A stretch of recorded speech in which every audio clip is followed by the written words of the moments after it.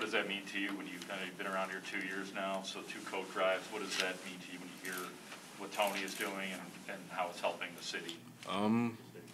I feel like running a coat drive is, the ideal of it is to keep people warm.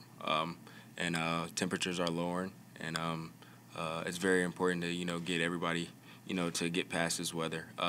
Me being in New Orleans when I was in college, see a lot of homeless people and a lot of people just trying to stay warm.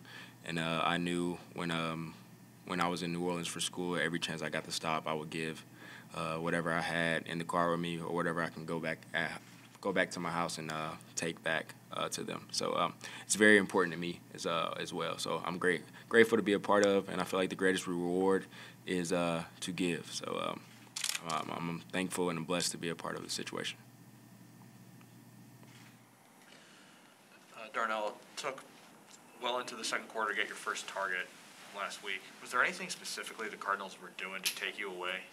No, not really. It was more so just the playing field, weather-wise. Everything changes when the game when the weather was a little bit iffy. If it was going to rain really hard or just just not rain that much. So we were just trying to protect the ball, especially when they had the ball their first time. They were fumbling the ball all over the place. So we were just trying to stay safe, and we had the running game going. It was pretty good for us, and we just had to continuously push. A lot of turnovers made that an issue, but we got it together. Just we were on the low end early on, so that hurt us a little bit. I know you've had a nice season on your own, but with Allen Robinson out now, have you noticed a difference in the coverage and the attention that's being paid to you? I've had a solid season, but I said you've had a solid season. No, I'm saying you said I had a good one. I'm not too big on it. Yeah. Okay. All right. You've had an acceptable or fine season. Yeah. You would warrant some attention on your own, but now with Allen Robinson out, yeah. How has that changed? People. I see a lot of the defensive backs are looking at me and pointing at me and giving signals, and I see them looking at me in my eyes. So I feel like they got a lot of eyes on me. But I've always looked at myself as a threat. So I feel like I've gotten that quite a little bit. But it's definitely a lot more pointing and eyes on me ever since I've been out. I imagine that's what your time at Tulane was like too, where there was a preoccupation defensively with you. Yeah, my senior year definitely. My junior year, going at the beginning of the year, I remember we played Ohio State, and they had a whole social media was eyeing on me. Everybody was just eyeing on me. So I'm used to it a good bit, so I don't really worry about it. I just play my game, and whenever I have the opportunity to get the ball and do something with it, I try to take advantage of it. Without A-Rob and now without Marquise, have you felt any extra pressure to perform? No pressure at all. No pressure at all. The other day, if the blitz had not gotten home, did you? Touchdown. Yeah, for sure. Yeah. What have you learned from A-Rob the most, especially with him being out these past couple games? Mike Ferry said he talked to the sideline after the 3rd and 7 slant that you caught. Oh yeah. It's been ever since he's been hurt. I've been talking to him. I get keys on something that he has better eyes than me than I have out there. He's looking at everything. I can only see it as much as I can with my vision. But I always come to him and ask him yo, what could I do here, or what do you see that I don't see?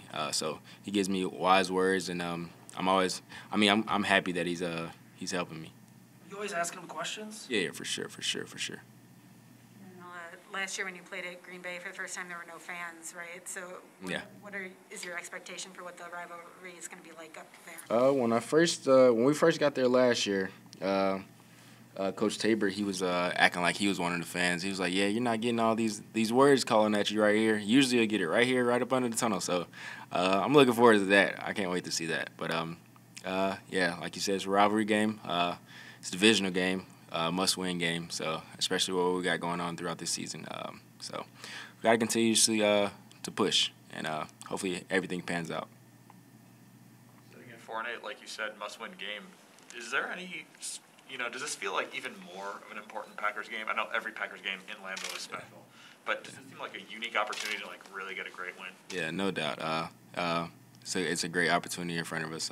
Last week was they're like one of the best teams in the league. This week, another team that's one of the best teams in the league. So another opportunity to push it ahead of us. I mean, we're not out. So I feel like we're playing playoff ball right now. We lose, go home. So. Do you have a sense for where Justin's eagerness is at right now, trying to get back? He's been eager to get back every time we walk in to the facility. So he's ready to get back for sure. How eager are you to have him back, just knowing that you guys are likely going to be together for a long time, and every sort of moment to capitalize on building that relationship means something? I mean, like I said, with my relationship is good with all the quarterbacks, from Justin to Andy to Nick. I mean, my relationship is very good with all of them. I mean, so whoever's throwing me the ball, I just have to do what I can do. So that's all I can do. You ever had a ribs injury? Say it again. Ribs injury? Nah. What is he saying about it, though? Is it, like, really super painful? I haven't seen. I mean, he haven't showed any signs of it. The only thing, the closest pain I seen him was during that game when he was walking around. When he got hurt? Yeah, when he got hurt. So he hasn't been, giving any signs that he's hurting. And I'm curious, have there been any receivers from the past you kind of like model your game after? Do you like kind of label yourself as a particular type of receiver, a speed receiver, a smaller receiver, or is this just a receiver? I'm thinking about guys like a Steve Smith or versus like any other kind of guy. Do you see yourself as like a particular kind of receiver, or just? I feel like I take a lot out of everybody's game. I look at Steve Smith. He's an aggressive guy. Runs great routes, and he has great hands. And then you got Julio. Julio's huge.